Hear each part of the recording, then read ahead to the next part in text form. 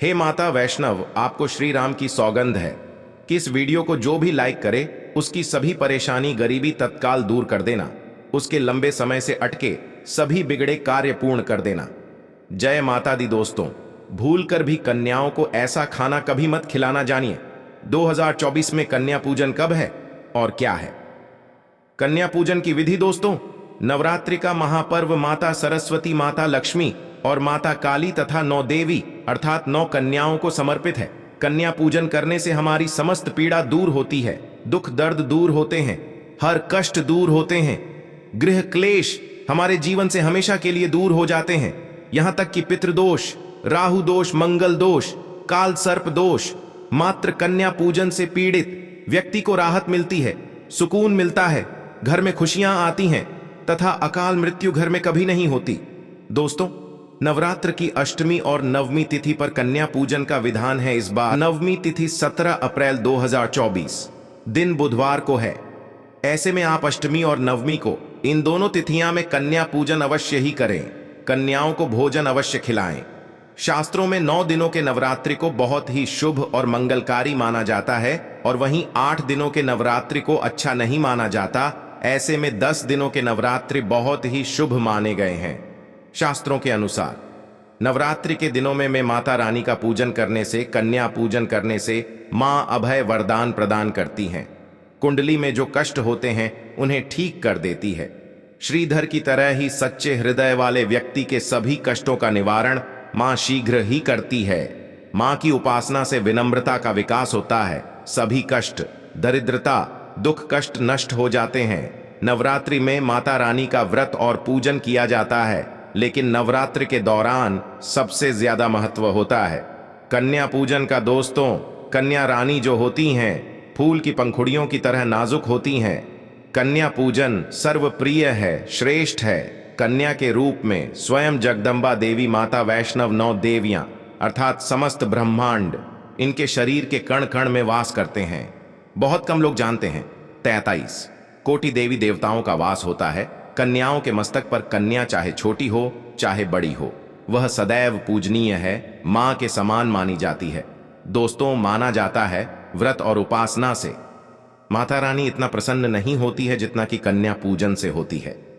नवरात्रि में छोटी छोटी कन्याओं को माता रानी का स्वरूप माना जाता है। कन्याओं को भोग लगाया जाता है, उन्हें प्रसन्न किया जाता है और बदले में आशीर्वाद मांगा जाता है। कन्याओं को प्रसन्न करने के लिए गिफ्ट आदि उपहार वगैरह दिए जाते हैं। माना जाता है अगर कन्याओं को कोई भेंट दी जाए और वह उसे खुशी खुशी स्वीकार कर ले तो इसका मतलब है माता रानी अर्थात माता वैष्णव ने वह भेंट स्वीकार कर ली जिन पर कन्याएं प्रसन्न होती हैं।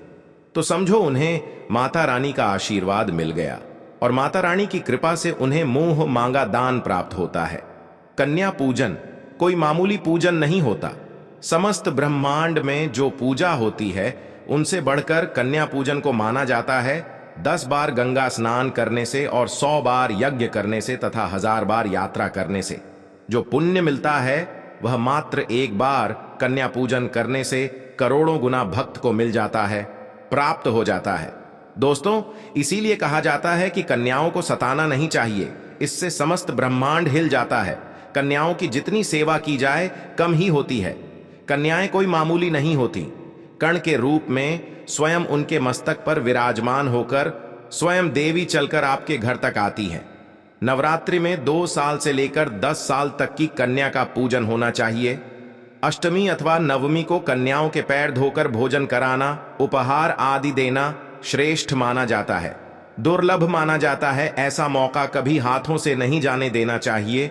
इस दिन जितना ज्यादा हो सके कन्याओं को हाथ पकड़कर, पैर पकड़कर अपने घर तक लेकर आएं। दोस्तों, वीडियो में आगे बढ़ने से पहले आप अपनी राशि भी कमेंट बॉक्स में जरूर डाल दीजिएगा। यदि हमारे पास कोई उपाय होगा तो वह आकर हम आपके कमेंट के रिप्लाई में बता देंगे। कोई भी राशि के अनुसार अगर उपाय करता है तो माता वैष्णव बड़ी प्रसन्न होती है और ऐश्वर्य धन प्रदान करती है, माला माल बना देती हैं। इसीलिए राशि कमेंट में जरूर छोड़ें और हाँ, माता को एक लायक जरूर करें। लायक करने में कंजूसी ना करें। दोस्तों, कैसे करें कन्याओं का स्वागत? कन्या जब आपके घर आए तब सभी के पैरों को दूध और पानी से उनके पैरों को धुला चाहिए, खासकर मर्दों को। कन्याओं के पर आवश्यक धोने चाहिए, इससे मैया वैष्णव प्रसन्न होती। दोस्तों, फिर उसके बाद कन्याओं को किसी साफ जगह पर जमीन पर कपड़ा बिछाकर बैठाना चाहिए, उनके माथे पर अक्षत फूल और कुमकुम लगाना चाहिए। फिर उसके बाद भोजन ग्रहण करवाना चाहिए, लेकिन हमेशा याद रहे, कन्याओं की थाली में 3 पूरियां कभी ना रखें। इसे शुभ नहीं, घोर अशुभ माना जाता है। 3 पूरियां तथा 3 रोटियां मरने वाले व्यक्ति के लिए निकाली जाती हैं और जेल में कैदियों के लिए दी जाती हैं। ऐसे में कन्याओं को उनकी थाली में 3 पूरी कभी ना दें, लेकिन 1-2 करके पूरियां दे सकते हैं। इससे 3 संख्या बढ़ जाती है और दोष भी नहीं लगता। दोस्तों, कन्याओं को खाना खिलाने के बाद अंतिम में कन्याओं के सर पर लाल चुनरी उड़ाना चाहिए और भोजन में आपको खीर, पूरी, हलवा, चना तथा आलू की सब्जी, छोले वगैरह की सब्जी खिलानी चाहिए। पनीर आदि भी खिलाया जा सकता है। वैसे माता रानी का प्रिय भोजन खीर, हलवा, पूरी और छोले आदि ही हैं, लेकिन भूल से भी लहसुन और प्याज का इस्तेमाल कभी ना करें, अन्यथा अनर्थ हो जाएगा। अक्सर कई लोग कन्याओं को कुरकुरे का पैकेट, चिप्स वगैरह का पैकेट खिलते हैं, जो कि घोर अनर्थ माना जाता आता है, क्योंकि इसमें लहसुन प्याज का इस्तेमाल होता है, जिसके कारण आपका व्रत खंडित हो सकता है। मां दुर्गा क्रोधित हो सकती हैं।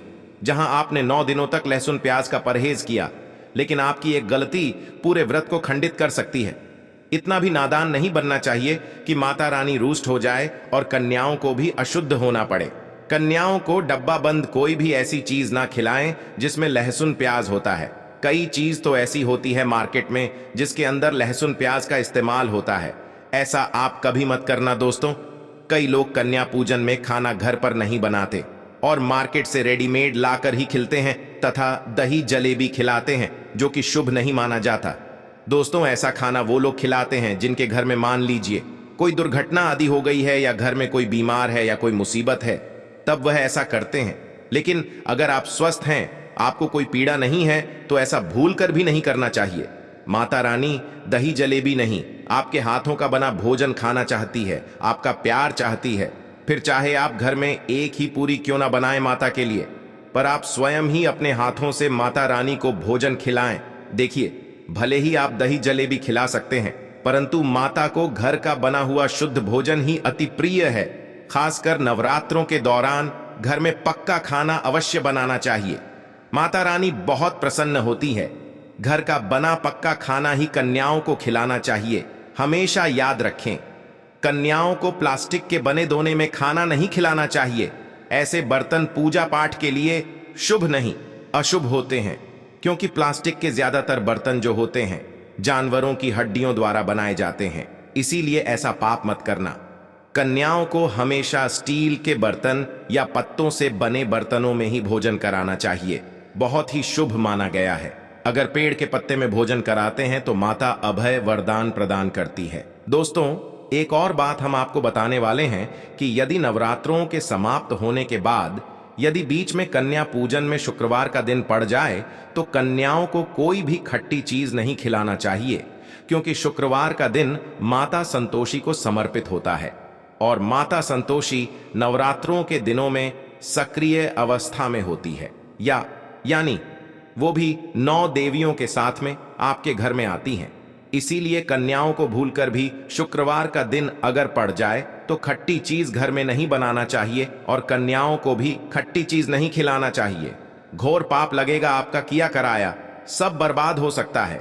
खट्टी चीजों से माता संतोषी रुष्ट हो सकती हैं, चिढ़क हैं, आपको श्राप दे सकती हैं। इसीलिए नादान ना बने दोस्तों। भोजन कराने के बाद कन्याओं की थाली में 1 लौंग जरूर रखना चाहिए, क्योंकि लौंग देवी शक्ति तथा दुर्गा मां को बहुत प्रिय है। लौंग माता शक्ति का प्रतीक होती है। लौंग में नवदुर्गा का वास होता है। इन 9 दिनों में माता रानी को लौंग का भोग ही लगाया जाता है। तो खाना खाने के बाद कन्याओं को लौंग अवश्य अर्पित करें। माता रानी को अमृत से बढ़कर लौंग प्रिय है, इसीलिए कन्याओं को थाली में चुपचाप 1 लौंग जरूर रख दें। आपका भाग्य चमक जाएगा। माता लक्ष्मी आपके जीवन में धन की कोई भी कमी नहीं होने देंगी। दोस्तों, आपको बता दें, कन्याओं को उपहार में क्या दें। कन्याओं को खुश करने के लिए उनकी थाली में दक्ष डालें, ताकि आपके घर में संपन्नता बनी रहे तथा धन की कोई भी कमी ना हो। कन्या जब आपके घर से खुशी खुशी धन लेकर जाती है तो वह भी आपको खुशी खुशी कई गुना आपको धन प्रदान करती है। इस समय कंजूसी मत करना। खुशी खुशी कन्याओं को धन अवश्य देना। कन्याओं को कोई सुंदर गिफ्ट दे सकते हैं। शास्त्रों में बताया जाता है कि कन्या जितना खुश होती है, माता रानी उतना ही जल्द फल की प्राप्ति प्रदान करती है। ऐसे में आप कन्याओं को चॉकलेट बॉक्स दे सकते हैं तथा खूबसूरत कपड़े दे सकते हैं। याद रहे, काले कपड़े ना दें और स्टील के बर्तन भी गिफ्ट के तौर पर दे सकते हैं। याद रहे कि कन्याओं को लोहे का कोई भी सामान नहीं देना चाहिए, नहीं तो राहु केतु का प्रभाव आपके जीवन में प्रवेश कर जाएगा। राहु काल तथा राहु दोष आपको लग जाएगा, आप बर्बाद भी हो सकते हैं।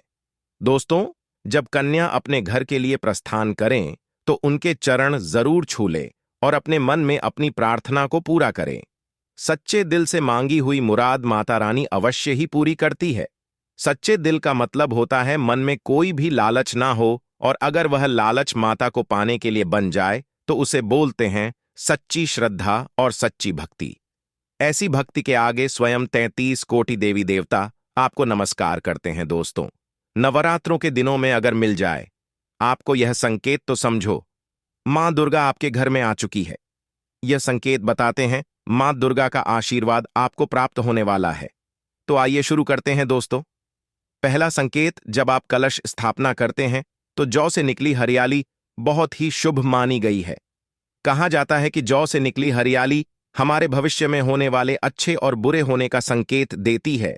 ये सभी बातें हमारे आने वाले साल का भविष्य बताती हैं। यदि आपने जौ बोए हैं और वह किसी कारणवश नहीं हो पाए हैं तो यह संकेत बड़ा ही मनहूस माना गया है। कहा जाता है कि नवरात्रों में जौ अगर सूख जाते हैं या बढ़ते नहीं हैं तो आपको समझ लेना चाहिए कि यह साल आपका खराब होने वाला है तथा घर में कोई बीमारी आने वाली है, या दिन दुगनी रात चौगुनी आपकी कम होने वाली है या घटने वाली है।